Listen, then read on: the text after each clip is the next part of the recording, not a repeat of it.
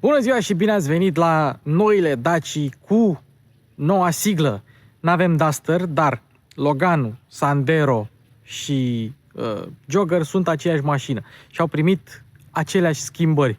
Și astăzi o să vedem ce schimbări avem pe noile Daci cu noile sigle, mai puțin Duster. Dusterul o să-l avem altă dată. Acum, aici avem un Jogger Extreme Plus care e full cu 110 cai putere cu sigla nouă. Eu mai am un review la Dacia Jogger, un review complet. Nu o să mai fac încă un review la aceeași mașină, pentru că schimbările sunt în mare parte estetice, cu o singură schimbare tehnică pe care o să vă menționez. Iar la proba de condus o să facem o probă de condus cu mașina goală, pentru că proba de condus data trecută a fost cu mașina plină, cu 7 oameni. Chiar vă recomand să vedeți review-ul meu cu Jogger. Uite, îl pune Bogdan pe ecran acum. Bum! L-a pus. Gata. Deci, noile Daci, ce s-a schimbat, ce e nou, de ce s-au scumpit, cu cât s-au scumpit, etc. Nu mai lungim. Și nu uitați, dacă iarna asta vă duceți acasă, vă duceți la rude sau aveți treabă prin țară și aveți nevoie de un mijloc de transport, intrați pe mașinlacheie.ro, de unde puteți închiria mașini 100% online de la proprietari verificați din toată România. Sau dacă aveți o firmă de rent-a-car și vreți să vă creșteți vânzările sau să aveți tot managementul firmei într-un singur loc, dați-le un mesaj băieților de la mașinlacheie.ro, aveți link-ul în descriere. Hai, gata, nu mai lungim, Mașini cu Luci Popa începe!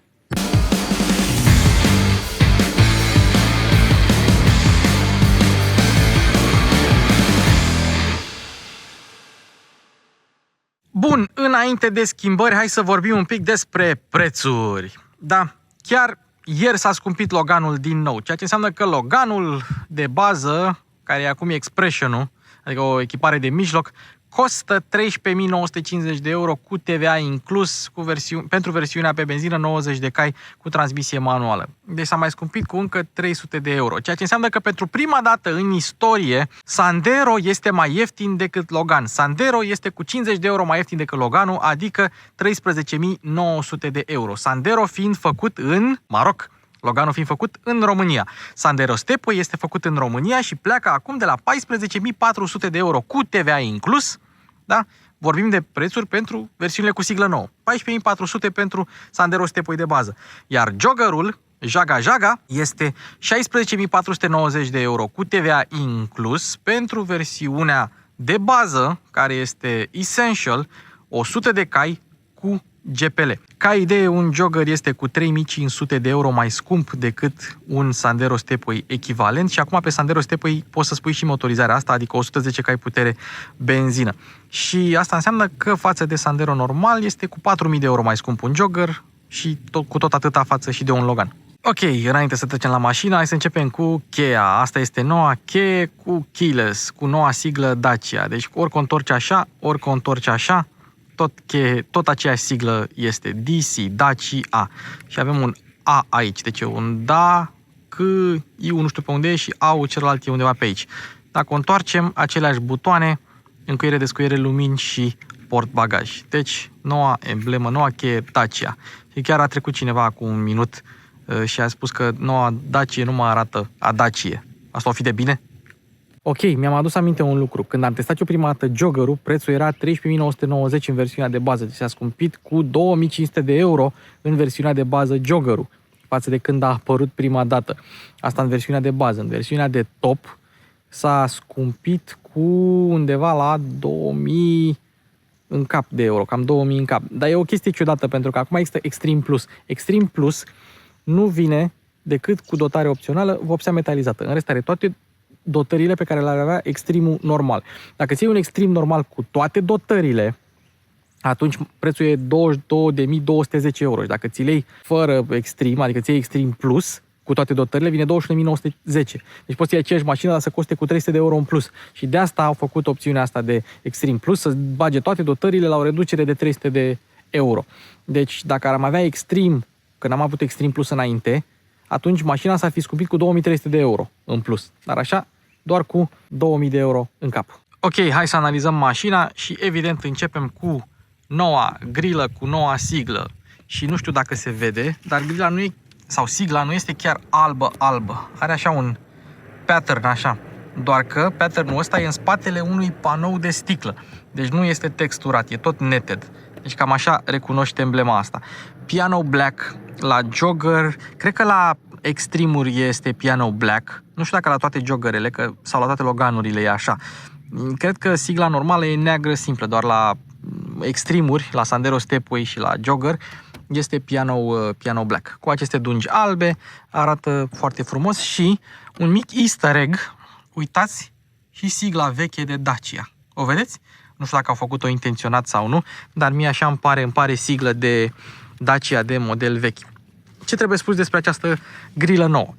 O găsești pe internet la 500 de lei și o să vedem multe Dacia care au sigla veche pe spate și sigla nouă pe față. Ok, hai să continuăm cu farurile. Aceleași faruri LED, fază scurtă, halogen fază lungă, back incandescent semnalizare și avem proiectoare de ceață tot cu halogen. Ok, acum hai să intrăm în detalii. Avem acest ornament alb care e nou acum, înainte era altă culoare. Acum toate farurile sunt albe ca să fie în ton cu noua identitate de brand, pentru că Daciile astea noi se numesc NBI, New Brand Identity. Continuăm aici în jos cu acest panou care era cromat înainte și acum este negru lucios. Și avem farurile de ceață. Ce trebuie spus despre farurile de ceață este că acestea pot fi codate și mulți proprietari de Logan Sandero Jogger își codează cornering pe farurile de ceață. Nu știu de ce, e o boală de-a lor, am observat. E la modă acum să faci asta. Deci poți face asta, inclusiv poliția română pe Dusterele noi și-a pus cornering pe farurile de ceață. Ok, altă chestie, bara față, în principiu este aceeași, doar că acum protecția asta din față nu mai este argintie, este un gri din ăsta închis, ca să facă un contrast mai mare între albul și griul închis, pentru că alb cu crom probabil că nu ar fi dat la fel de bine. Noua identitate de brand Dacia este un pic mai cool, așa, un pic mai funky, nu mai este cromat, elegant, etc. Nu, este alb cu negru și cu gri. Ok, mergem în spate la stopuri. Acum avem noua emblemă Dacia sau noua inscripție Dacia pusă aici în spate frumos. Deci cam așa sunt stopurile noi. Nu par foarte schimbate stopurile noi, doar acolo scrie Dacia. În rest, ce este schimbat? Inscripția Dacia pe spate, înainte era un sticker, aici era un sticker argintiu, acum este un sticker negru texturat, abraziv. Chiar a trecut un Jogger Extreme, versiunea trecută, pe lângă mine și am putut să observ mai clar diferențele. Și una din diferențe pe care nu observă multă lume este noua bară spate. Ia stai să dau un pic de zoom. Sunt alte reflectoare și avem un pseudo-difuzor, protecție, cum vreți să-i spuneți, care la celălalt Jogger Extreme nu era. Deci au schimbat și bara spate la noul Jogger. Cel puțin Extreme-ul ăla care a trecut pe lângă mine nu avea așa ceva. În schimb avem aceleași bare longitudinale negre, care pe Sandero Stepway sunt argintii, se fac și transversale, antena tip rechin, semnalizare și ceață și tot cu back incandescent pe puntea spate. Și țava de eșapament tot sub mașină este, la fel ca la celelalte Dacia Logan, Sandero Stepway. Indiferent de ce Jogger alegi, ai jante pe 16, da? Cu anvelope 205 60 16, chit că ai tablă, aliaj sau aliaj negru cum ai la Extreme. Și anvelopele standard care vine mașina sunt Continental Eco Contact 6, cu care vine și Loganul și Sandero Stepway. Însă acum avem noua emblemă Dacia pe căpăcele, se vede acolo. Și acum poți să întorci sigla la 180 de grade pentru că ea va arăta tot Dacia, tot noua emblemă Dacia este simetrică. Și sus și jos și față și spate este simetrică. Încerc să-mi aduc aminte dacă Joggerul celălalt avea protecțiile astea la prag. Nu știu dacă le avea, dar dacă are cineva Jogger Extreme cu sigla veche poate să-mi confirme sau să îmi infirme. Avem și culori noi pe noile Dacia. Avem așa, griul acesta e o culoare nouă. Avem o culoare verde pentru Jogger, Sandero Stepway și Duster, iar Sandero normal și Logan au un gri albăstrui, verzui, ceva de genul. Mie îmi place foarte mult verdele nou de pe Jogger, Sandero Stepway și Duster. Speram să am una la test, dar nici cu albastru nou de pe Logan și Sandero nu mi-e rușine. Și sincer, sper să apuc să vă prezint și una în culoarea asta nouă. Vestea proastă este că de ieri s-au scumpit și culorile metalizate la Dacia. Erau 410 euro, acum sunt 460 de euro, deci cu 50 de euro în plus. Nu știu dacă s-au scumpit și alte opționale, dar vopseaua sigur s-a scumpit pe toată gama Dacia. Bun, înainte să trecem la interior, hai să vă povestesc niște lucruri. Joggerul este cu 300 de kilograme mai ușoară decât următoarea mașină ca preț sau ca următoarea mașină ca și greutate cu 7 locuri de pe piață. Altă chestie. Dacia urmează să implementeze mai multe materiale reciclate, mai mult plastic reciclat în mașinile sale. În Duster-ul actual, 12% din materiale sunt reciclate. În Duster-ul viitor, 20% vor fi materiale reciclate. Și materialele vor fi nu la vedere. Spre exemplu, la Sandero Stepway și la Jogger avem protecția, sau mă rog, scutul de plastic de sub mașină din plastic reciclat. Și pentru că 2 din 3 Sandero-uri sunt Stepway, acum nu mai există Sandero Prestige. Poți să ții doar Sandero Expression. Deci nu mai există Sandero Access și Sandero Essential. Există Sandero Expression și nu mai există Prestige. Deci doar Expression poți să-ți iei. Iar la Logan doar Expression și Prestige, pentru că sunt mulți care cumpără Logan Prestige din vari motive. Motoarele le-am prezentat la celelalte teste ale mele. Acum doar le enumerăm, că n-are rost să mai facem același test de 2 ori. Bun, ce putem să cumpărăm acum? Pe Logan, 90 de cai, adică același motor, 1.0. 90 de cai, injecție multipunct, manuală. 90 de cai, injecție multipunct, CVT. 100 de cai, GPL, multipunct, manuală în 6 trepte. Și cam atât pe Logan. Pe Sandero aceleași motorizări și pe Sandero Stepway avem 1.0 TCE cu injecție directă, 110 cai putere, 200 Nm, motorizare nouă, în plus față de ce găsim la Logan și la Sandero. Iar la Jogger doar GPL și 110 cai putere. Ambele cu manuală, încă nu poți avea Jogger cu cutie automată, trebuie să așteptăm versiunea hibrido. Și dacă vreți să știți singura modificare tehnică a Daciilor cu noile sigle, catalizatoarele au mai puține metale rare, cum ar fi platina, din rațiuni de costuri. Acest lucru nu se va simți în utilizarea obișnuită, dar aceasta este singura schimbare. Așa că dacă ești hoț de catalizatoare, țeapă!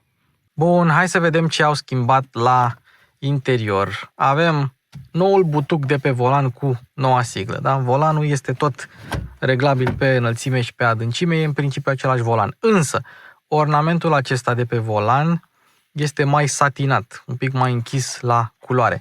Mânerele de pe uși, la fel, un pic mai satinate, mai gri închis, nu mai sunt gri deschis.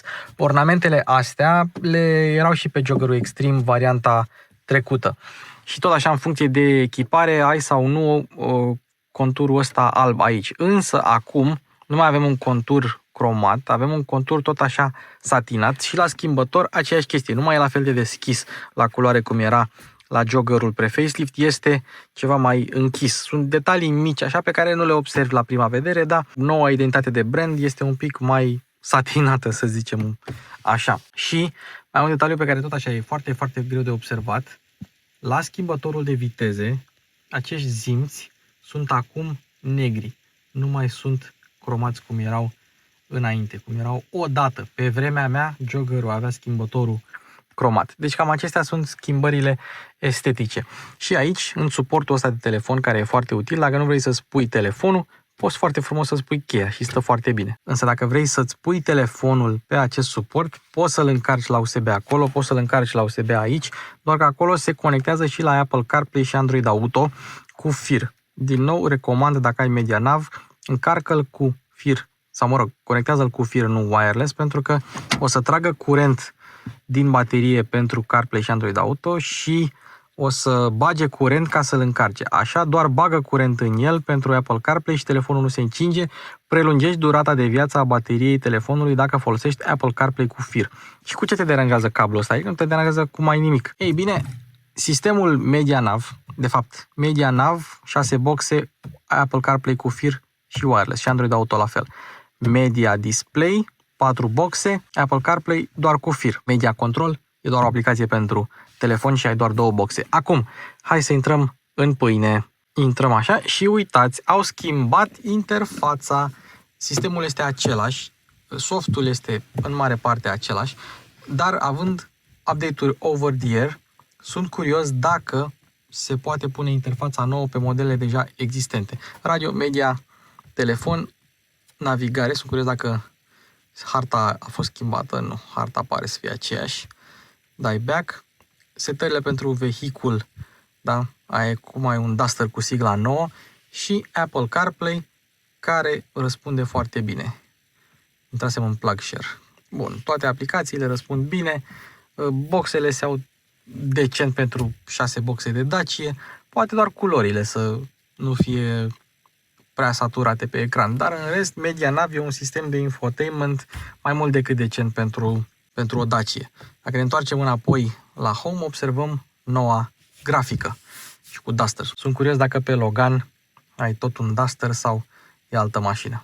Și cam acestea au fost schimbările pe care le-au primit noile Dacia Logan, Sandero, Sandero Stepway și Jogger. Pentru Duster o să mai avem un pic de așteptat și probabil că o să luăm și Loganul normal la test. Acum, eu am mai făcut un full review și am mai spus și la început la Jogger. Fix varianta asta, Extreme, același motor, 7 locuri, tot. În afară de schimbări, review-ul este absolut complet. Vă invit să-l vedeți pe acela dacă aveți mai multe întrebări cu privire la Jogger în general. Acolo am pus și 7 oameni în ea cu portbagajul de deasupra plin, i-am dat 0-100, am făcut test de frânare, am făcut de toate. Nu mai are rost să mai fac același review încă o dată, așa că vă invit să-l vedeți sau să-l revedeți pe acela. În schimb, o să mergem să conducem noul Jogger cu noua siglă. Hai să începem aici, pe drumul prost cu Dacia Jogger, să vedem cam cât de bună e mașina. Eu când conduc o Dacia și merg pe un drum prost, știu că am gardă mare, Jogger, Duster, Logan, orice, și nu-mi fac nici cea mai mică grijă. Pentru că ele mereu vor fi niște mașini care se descurcă pe astfel de suprafețe. Acestea sunt singurele motive, sunt unele din principalele motive pentru care mie îmi plac Daciile, pentru că au acest feeling de mașină rugged, că poți să mergi cam oriunde cu ele, fără să fie milă de ele, mai ales cu Duster-ul, dar și cu Jogger-ul. E Duster, Jogger, Sandero, Stepway, Logan, Sandero, cam asta este ordinea. Au gardă mare și merg bine. Uite, acum putem să vedem farurile. Faza scurtă, fază lungă cu halogen, fază scurtă, fază lungă. Există niște zone de penumbră, iar atunci când dai pe fază lungă, faza scurtă se ridică puțin, câțiva centimetri, astfel încât să există o suprapunere între cele două faze, ca să nu simți diferența dintre ele, să facă trecerea ceva mai bine. Bă, uite ce stă Jogger-ul pe curbe. Evident, puntea față e un pic cam deconectată. Bă, dar naibii ea stă. Iar acum eu merg pe modul Eco, da, unde n-am suficientă putere. Dacă scot modul Eco, uite ce trage drăcia. Prea ai stres cu ea. Știi că motorul ăsta, dacă mașina este goală, e suficient de bun.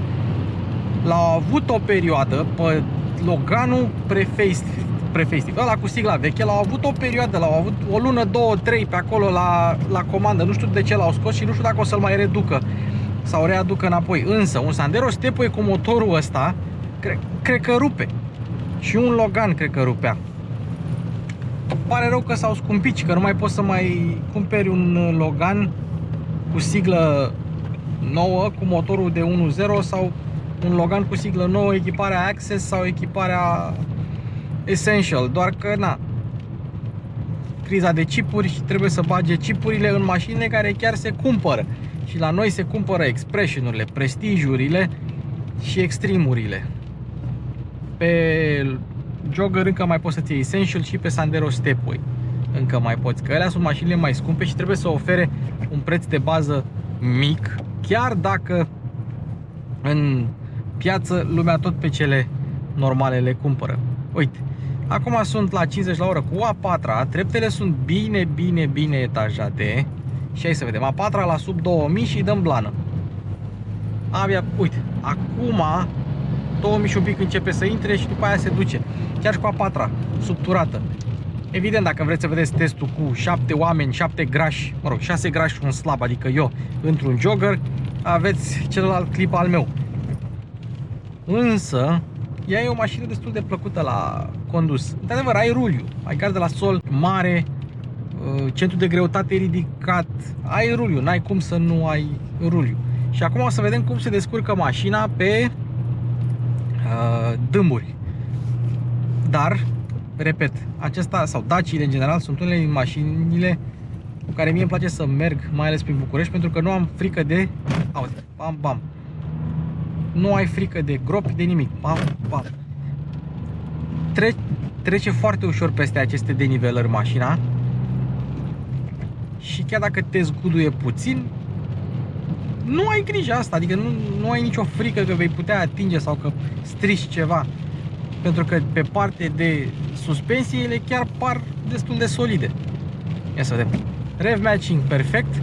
Cutia uneori are momente în care ar vrea să agațe, dar dacă apeși hotărât pe schimbător, uite, apeși hotărât pe ambreiaj, schimbi, nu vei avea problema asta. Dar dacă te grăbești, e posibil să ai niște neplăceri.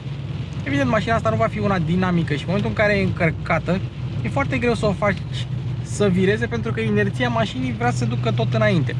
Unul din avantajele acestei mașini este că chiar dacă are tambur pe spate, frânează la fel de bine și cu ea plină și cu ea goală.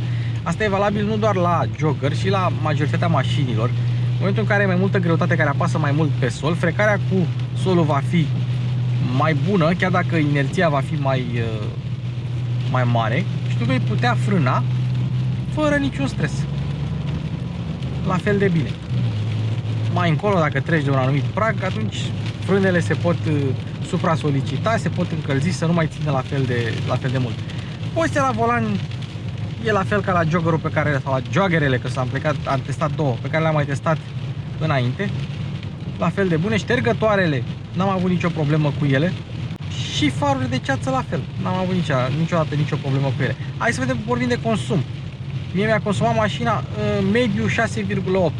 Am plecat din București cu 7,1 și am ajuns în pădure unde filmez eu cu vreo 6,6. Am mai stat toată ziua cu mașina pornită, m-am mai plimbat, am mai dat ture, am mai filmat și pentru promotor. 6,8 e consumul. Dar ce e mișto la mașina asta este atunci când mergi la turații în jur de 2000 de rotații pe minut, în orice treaptă, și ai un consum instant din ăsta de sub 5 litri la 100 de kilometri. Uite, dacă pun acum pilotul, ia să vedem, pilotul automat normal, punem la 50 la oră și hai să vedem consumul instant. 2,5, 3,5, 4,5, 5,4, 5,3. Are un consum foarte bun. Mașina asta undeva între 50 și 100, între 40 și 100, dacă mergi constant, mai ales pe pilot, te va răsplăti cu un consum destul de bunicel. Nu e cea mai antifonată mașină din lume, după cum ați văzut în testul de data trecută. Nu mai țin cât a avut 69 de decibeli, adică cât un Porsche 911, dar ăla e zgomotos din alte motive. Și volanul mi-ar fi plăcut să fie un pic mai drept, dacă este să mă întrebați pe mine. Și îmi pare rău că s-a scumpit mașina cu 2000-2500 de euro în funcție de echipare, pentru că altfel era chiar un best deal când am testat-o eu prima dată. Și acum hai să o facem așa. Maximum dezaburire. Am așteptat să se aburească mașina intenționat, să vedem în cât timp se dezaburește. Totodată, ce am mai observat eu este că gata. Este că mașina sau motorul se încălzește mai greu decât se încălzeau vechile motoare aspirate la Daci. Dar asta nu e o problemă. Asta e o problemă dacă vrei să mergi pe GPL și mașina nu trece pe GPL. Și Daciile astea pe GPL au avut niște probleme cu senzorii pe GPL, dar să sperăm că s-a rezolvat problema între timp. Îmi place că avem ștergătoare automate, faruri automate. Cred că doar pe Logan Access nu aveai faruri automate, dar pe Essential puteai să ai. Acum nu mai o să alegi faruri non-automate. Și când depășești viteza de pe pilotul automat, bipăie mașina un pic la tine. Stai să închidem aici. În rest, orice altă informație despre jogger și despre jogger o vedeți în clipul meu celălalt pe jogger, unde am intrat acolo în super mega detaliu și mă bucur că s-a uitat atât de multă lume la acel clip. Ia stai, hai să mai facem o chestie scurtă așa, să vedem cum trage mașina într-a doua. Nu trage fulminant, dar nici nu e lentă. Performanțe 12,3 până la 100, 200 Nm, 175 viteză maximă și 110 cai putere. Acesta este joggerul de top până vine joggerul hibrid. Ce e interesant este că dacă tu ești în modul Eco și îi dai kickdown sau îi dai talpă, că nu ai pedală de kickdown, modul Eco se va dezactiva temporar ca să-ți dea ție toată puterea mașinii. Bun. Și cam asta a fost episodul cu Dacia Jogger. S-a pus și ploaia la țanc, s-a pus. La țanc. Shawarma la țancă uragan. Da, chiar ați mâncat de la shawarma de la țancă, cum e? Gata. Ne auzim data viitoare. Eu am fost Luci, canalul se numește Mașini cu Luci Popa. Ne auzim în comentarii, nu uitați de grupul de Telegram cu abonații. Mulțumim mașinilacheie.ro. Ne vedem data viitoare. Și acolo a fost un fulger ceva. Ce tare. Sper că a apărut pe cameră. Hai, ne auzim data viitoare. Acesta a fost joggerul cu siglă nouă, Daciile cu siglă nouă. Ne vedem la un nou episod. Pa, pa!